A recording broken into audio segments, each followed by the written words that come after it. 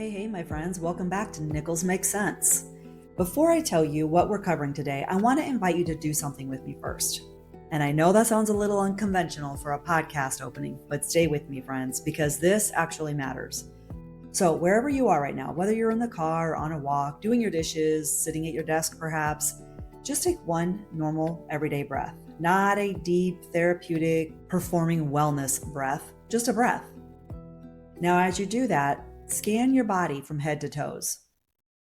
Don't try to change anything. Don't try to fix anything. Don't even judge it. Just notice it. Are your shoulders anywhere near your eyes right now? Is your jaw set? Are you holding something tight somewhere in your body that you didn't even realize it? And then on a scale of 1 to 10, where 1 is completely at peace and 10 is wired, anxious, or totally overwhelmed, what is your number right now in your body?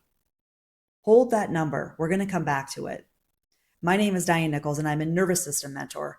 Now, when people hear that, they usually pause and ask what that actually means. And the short answer is this: I help people learn to speak the language of their own bodies so they can find their way back to calm. And I do this work because I had to learn how to do it myself first. Because I was raised with a very specific rule: work before play. Chores before play, homework before play. And I'm guessing that some of you know that rule too. And then in my adult life, I was a single mom raising 2 kids, coordinating high pressure projects in both the corporate and nonprofit worlds. And I'm disciplined, a go-getter, I'm a hard worker. But then you throw in our modern world, which takes that work first mentality and they put it on steroids. Because today it is constantly on, go, produce, respond, be available. I mean, we even carry mini computers in our pockets just in case somebody needs us right this second. Think about how we used to live, going hours, sometimes days without being in constant contact with the outside world. And we were just fine. We were more than fine. So the pressure today just seems to be relentless if we let it be. And for a long time, my friends, I let it be. And because of all that pressure, I hit a wall. Several of them, actually. I experienced panic attacks, burnout, full meltdowns, all of it. But a handful of years ago, I was running my own business and I was burning both ends of the candle, just trying to survive and make ends meet. And you know what it's like when you're trying to start your own business. There's a lot of hats you have to wear. Then it was just ordinary Tuesday. And I stepped away from my desk and I ended up on my couch. And I remember this vividly. My mind was screaming at me, get up. It's time to get back to work. Go look at your task list. You know what you need to do. Just start, get up, go, move. But my body was not responding. And it felt like the connection between my brain and my limbs had just been completely severed. I literally couldn't move. I was frozen. And I know that I wasn't lazy and I wasn't unmotivated. I wasn't even having a bad day. Everything was fine. But I was completely disabled in my tracks. And I didn't understand why. That moment on the couch was the crack in the door for me. It forced me to stop and actually learn what was happening, what was going on inside my body. And what I learned changed everything, my friends. And now it is my passion to share it with the others. I realized that my body had been keeping score of all those years of high pressure survival. It had run out of fuel and it did the only thing that it knew how to do to protect me.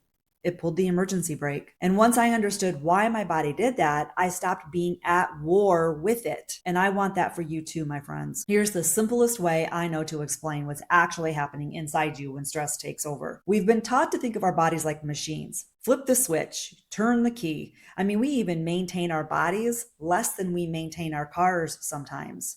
And we expect them to produce endlessly. But our body, my friends, our body is not a machine. It is a living ecosystem.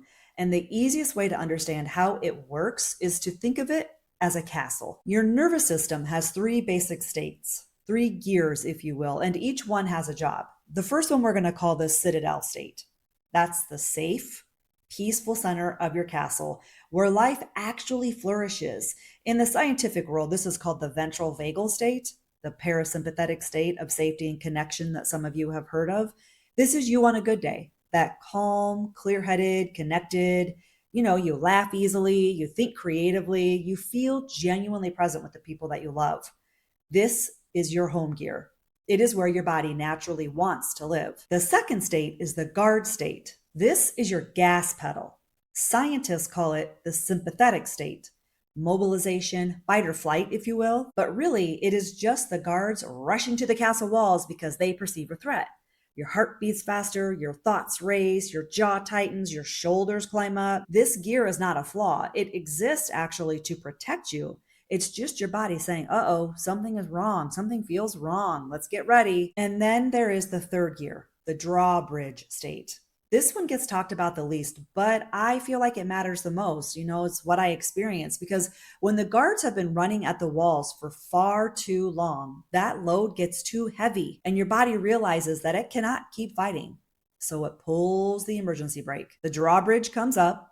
The castle goes completely dark to preserve whatever energy is left. You know exactly what you need to do in your mind. You know what you need to do. And your body just simply says, nope, not today. That is what happened to me on the couch on that ordinary Tuesday. That was not weakness, just like it's not for you if you've ever experienced this. That's just our castle going dark to keep you protected, to keep you alive, to keep you safe. How many of you have been living with that drawbridge up? There are a lot of conversations happening right now about how to regulate your nervous system, but not nearly enough about how to recognize when it's dysregulated in the first place. Because here's what I see all the time in the solopreneurs that I work with. You can have a low-level, ongoing activated stress response that becomes your new normal baseline. You get so used to operating at a low hum of survival mode that you don't even realize that's where you've been living. It just starts to feel like your personality. So I want to share some signs and some signals. And as I read through these, I want you to notice where you feel them in your body, not just recognize them in your mind, but in your body. And this is not a diagnostic tool, okay? This is just information. And I believe that when we have the right information, we can actually do something with it. So if you are stuck in a low-level guard state, that sympathetic, mobilized, wired but tired state, it commonly looks like this. You lie awake at 3 a.m. with your mind spinning like a browser with 37 tabs open and you cannot turn it off. Maybe your jaw is clenched. Or like we spoke about earlier, your shoulders are glued to your ears and you don't even notice until you consciously force them down or somebody asks you to notice where they are. You feel that wired but tired, exhausted to your bones, but too restless to actually rest. You snap at your partner or your family members, the people that you live with, over something super tiny and immediately wonder why you reacted that way. And you carry this constant underlying sense of urgency, like you're running late, running out of time, even when you have nowhere to be. So let's talk about the low-level drawbridge state, the dorsal shutdown, the dark castle. It commonly can look like this. You sit down on the couch for just a few minutes and you lose 2 hours to mindless scrolling. Maybe you stare at your inbox knowing exactly what you need to do, who you need to reply to, but your body just simply will not let you take the first step. Or you feel foggy or numb, a little far away, like you're watching your life through a window rather than living it. And you may even start withdrawing from people because the thought of responding to a simple text just feels like moving a mountain. Ordinary tasks feel impossible. They feel very heavy. Even the dishes or what to eat, just getting started, everything is heavier than it should be. So sit with that for a second and know that your body is not broken, my friend. Actually, it's the exact opposite. It's fiercely loyal to you. It's been trying to protect you your entire life the best way that it knows how. But today it's about learning to speak its language so we can tell it gently, we are safe now. We are here. It's okay. You can come back. And here's the part that I really want you to hear because I think it's the piece that most of us are missing. You cannot think your way calm. You cannot logic yourself out of a stress response. You cannot white knuckle your way back to the citadel. And the reason is mechanical, not motivational. When you're in the guard state or the drawbridge state, the connection between your thinking brain and your body has been stretched thin. So your prefrontal cortex, the part that handles the clear decisions and the rational thought, that long view planning, is running on reduced power. And that's not a character flaw. That's just biology. So the answer is not a better to-do list. The answer is a doorway the body actually understands. And the fastest, most direct doorway available to you at any given moment is your breath. I know that sounds super simple. It did to me anyway, but simple is exactly what works when your system is overwhelmed. And we're all about keeping things simple around here. I mean, Nichols Makes Sense. We're breaking things down to simplify them. Our body does not need complicated when it is in crisis. It needs something that it already knows how to do. And breathing is one of the best tools for that. So the tool that I want to teach you right now, it's called the physiological sigh. So when I was frozen on that couch in full shutdown, this was the only door that I could reach. I mean, like I told you, I couldn't get up, but I could breathe. And here's the beautiful thing. Your body already knows how to do this. You don't need a certification, a workshop, a subscription, an app, or anything outside of yourself. It's just your breath. And you've actually seen this physiological sigh before. It's the exact breath a child takes naturally after they've been sobbing and their body finally begins to settle. And even not as a child, even as an adult, I've experienced this, like that sobbing. We're like, and we're sobbing like that. Our body is beginning to settle. Those two little hitching breaths in and then the long, slow exhale out, that is your body inventing this to reset itself. So we're going to do it right now on purpose. And here's how it works. You take one deep breath in through your nose, and then right at the top, one more small sip of air, then a long, slow exhale out through your mouth, ensuring that the exhale is longer than that inhale. As you exhale, it's like you're gently fogging up a window. So that second sip of air is the key, because what it does is it pops open the tiny deflated air sacs in your lungs, so the long exhale can carry more of the trapped stress out with it. And that long exhale is the fastest known biological signal that you can send your brain to say, the emergency is over. So before we do this together, a few gentle notes. Everything stays easy, my friends. We're not holding our breath. We're not forcing anything. And if at any point you feel lightheaded, just drop the practice and return to your normal breathing. Your body, your pace, always. So let's try it. Breathe in through your nose, a full, comfortable inhale. Then one small sip of the air at the top. And then a long, slow exhale out through your mouth. Let it take its time. Let your shoulders come down with it. All right, let's do it again. Now that you have the instructions, breathe in through your nose. One small sip at the top.